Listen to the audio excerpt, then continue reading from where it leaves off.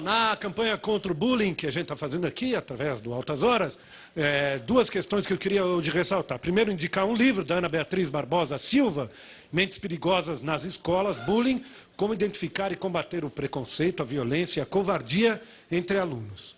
Isso é uma questão. A outra é uma informação que nessa semana, até saiu no G1, vou ler como ela saiu, que o juiz Luiz Arthur Rocha Hilário, da 27ª Vara Civil de Belo Horizonte, condenou um estudante de 7ª série a indenizar uma colega de classe em R$ 8.000 pela prática de bullying.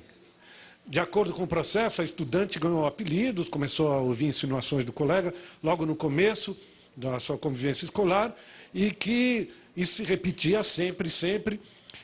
Os pais da menina chegaram a conversar na escola, mas não conseguiram nada. Então, eu acho que é inédita essa indenização.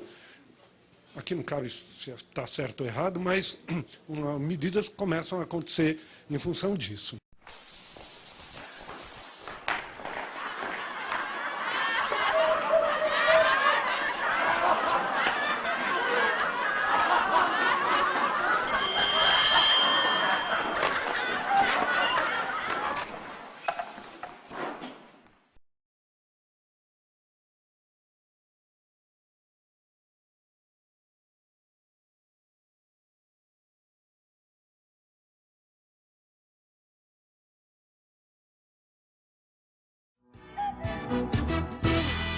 Vamos falar agora a respeito de bullying. Ela escreveu um livro, é a psiquiatra Ana Beatriz Barbosa Silva. Muito bem, Ana, muito obrigado pela tua presença. Por favor, deixa eu mostrar o livro que semana passada recomendei aqui. Aí deu certo de você hoje, nesse dia, estar aqui com a gente. Mentes Perigosas nas Escolas, Bullying. Tudo começou aqui, a partir de uma conversa, quando um garoto que estava ali em cima se levantou, deu um depoimento. Eu falei, nossa, é um problema que a gente precisa realmente ficar mais atento. E criamos uma campanha, semanalmente a gente está falando a respeito disso, mas muita gente ainda confunde. Até semana passada a gente teve uma conversa aqui com o Bruno Mazeu, com depoimentos de vários humoristas, e até um garoto tinha uma dúvida se bullying não era humor, não era uma certa forma de humor. E evidentemente que não. Mas eu gostaria que vocês começassem esclarecendo isso. Essa diferença, né? Porque o bullying é feito em grupo, em cima de uma pessoa específica e causa transtornos graves. Tem uma coisa que eu costumo dizer, é o seguinte: quando é brincadeira, todo mundo se diverte. Quando um grupo se diverte em função da humilhação, do sofrimento de alguém, não é brincadeira. É claro que para caracterizar o bullying, não é qualquer brincadeira, né? Aquilo tem que ter uma intenção de fazer o outro sofrer, tem que ter um motivo injustificável, ou seja, nada justifica fazer o outro sofrer, né? E tem que sempre ter uma situação em que a vítima, aquela pessoa que sofre o bullying, ela não é capaz de fazer frente ao seu agressor. Seja porque é uma personalidade mais quieta, mais reservada e não é adepta da violência, ou porque numericamente ela está desfavorável, porque em geral os bullies se armam em grupo para atacar a sua vítima. É isso mesmo. E isso não quer dizer que as pessoas não possam dar eventualmente apelidos que sejam bem recebidos até pela própria pessoa. Eu estudei com um cara que até hoje, quando eu falo com ele, ô Napão, ele, ô, beleza, tudo bem. É o Napão. Ele absorveu isso, não era feito com uma intenção. Não, ele se sentia acarinhado de uma certa maneira. Muito bem. Eu gostaria que vocês tivessem perguntas, se é que tem a respeito do bullying, para conversar aqui com a Ana. Tem alguém? Aqui. O bullying, ele se caracteriza só pela agressão verbal ou pela agressão física?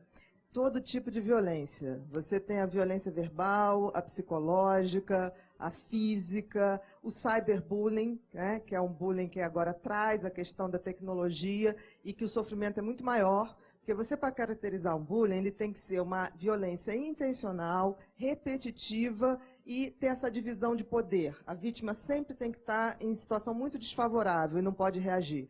No cyberbullying, isso se faz, a repetição se faz numa única tomada. No momento que ganha a internet, já se caracteriza por ser um ato de bullying. Eu gostaria de saber como que a gente deve reagir quando a gente vê o bullying.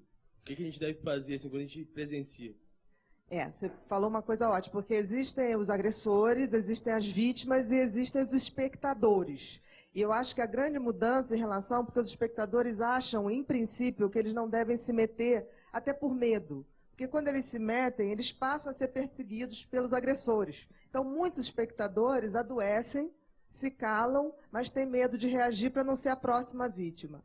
No caso dos espectadores, eu sempre digo, gente, se o agressor é inteligente o suficiente para fazer um grupo de ataque, nós também temos que ser inteligentes o suficiente para fazer um grupo de resistência. Eles não são a maioria. O Thiago Não, então, eu ia fazer uma pergunta até advogado do diabo. Então, até que ponto o bullying, sendo péssimo, foi importante também na formação do caráter dessa pessoa, né? E como é que tipo de resiliência essa pessoa teve de ter para se tornar alguma coisa? Porque alguns outros que sofreram bullying pegaram uma metralhadora e Exatamente. mataram várias pessoas. Né? Ou se mataram.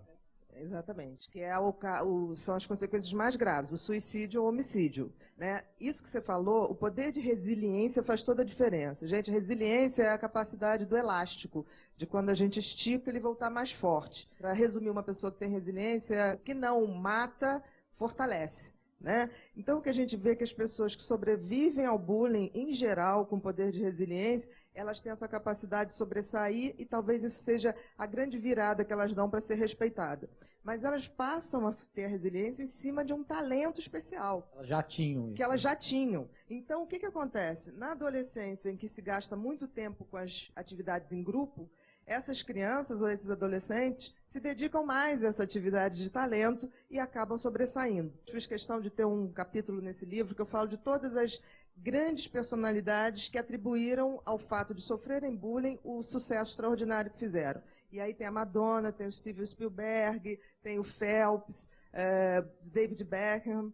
Quer dizer, todos eles relatam isso. Mas isso não justifica, quer dizer, as pessoas podem ter sucesso de uma vez que a gente identifique o talento e dê força para isso, mas elas não precisam ser rejeitadas. Né? Okay. Então, acho que cabe a gente assim, fazer essa identificação, uma admiração muito cedo pelo que as pessoas têm de diferença bacana. Né? Eu tenho uma pergunta no sentido de proteção a essas pessoas. Porque o que acontece? Porque enquanto uma pessoa é criticada por um grupo, a partir do momento que ela torna isso público, né, que vai à frente, vai além dos direitos, tal, ela não corre o risco depois de ser criticada pela escola ou ser vista diferente, ou ser chamar mais atenção do que antes, daquele grupo pequeno? Na realidade, o que você está falando é o que geralmente ocorre. Né? As pessoas que sofrem bullying não denunciam com medo que a violência aumente. Mas o que a gente vê é o seguinte, toda violência, quanto mais a gente se omite, ela vai crescendo. Então, essa campanha que esse programa está fazendo, que vocês estão participando, é fantástico, porque todo movimento de grupo tem força. Um não tem força sozinho. Mas se a gente tornar a campanha anti-bullying algo fashion, credibilidade às pessoas, que dê orgulho para a gente lutar contra, é claro que a gente consegue. Agora, essas pessoas isoladamente não podiam reagir, mas eu acho que agora elas não estão isoladas. Por exemplo, se uma escola chegar e falar assim, aqui não temos bullying, que muitas usam isso como uma chamada de marketing para a matrícula, principalmente as escolas particulares. Foge, porque é uma propaganda enganosa. Porque a diferença de uma escola e de outra não é se tem ou não bullying, é a postura que a escola e a comunidade têm perante o bullying. Eu acho que cabe também ao Estado coibir isso de alguma maneira. No Rio Grande do Sul, o menino morreu em função disso. Em Santa Catarina foi dado os pais foram chamados e agora estão se aplicando penas de grana, de multas aos pais, fazendo com que as escolas sejam obrigadas a trazer os pais e conversar com as crianças. É o mínimo, algumas coisas podem ser. A gente aqui em São Paulo tem um projeto de lei que está parado há 5 anos e eu espero até que a repercussão agora a gente possa fazer com que esse projeto seja votado para as escolas. E acho que isso vai acabar tomando um movimento. Eu gostaria de saber qual a reação da família do agressor ao saber que o filho está agredindo alguém e se isso vem de um comportamento familiar. A reação dos pais de agressores geralmente é um pouco mais difícil. Os pais tendem a negar que seu filho está fazendo esse tipo de agressão. O agressor, nós temos vários tipos. Você tem aquele que faz porque faz ele popular, zoar com os outros. Você tem aquele que não tem um exemplo dentro de casa de uma educação que associa a autorrealização a coisas produtivas socialmente. Você tem aqueles que estão passando por um momento delicado, uma doença terminal em casa, uma separação dos pais, que momentaneamente se mostram agressivos, né? E você tem uma minoria, mas que é a minoria mais perversa que tem, que são aquelas crianças e adolescentes que desde muito cedo mostram um prazer mórbido de provocar sofrimento nos outros. Então, você tem que identificar primeiro que tipo de agressor é esse, para que possa haver uma intervenção bacana. E tem uma progressão, assim, você acha que crianças, adolescentes, na fase adulta, vão se tornar pessoas violentas também? É um traço já genético, isso é até um personalidade. estudo, Alexandre. 60% das pessoas que cometem bullying, isso é um estudo da Inglaterra, que cometem bullying na infância e adolescência, mostram alguma passagem pela polícia até 24 anos. Pelo menos uma passagem. Então, existe, aqui em Minas, o Lélio Calhau, que é um promotor de justiça, também estuda isso muito, provando essa correlação. Então, a gente tem que coibir numa hora em que ainda dá para fazer muita coisa, que é a infância e a adolescência. Depois é mais difícil. Ana, muito obrigado pela tua vinda aqui. Boa noite. A gente soube um pouco mais a respeito dessa questão. Altas horas contra o bullying. Super obrigado, viu?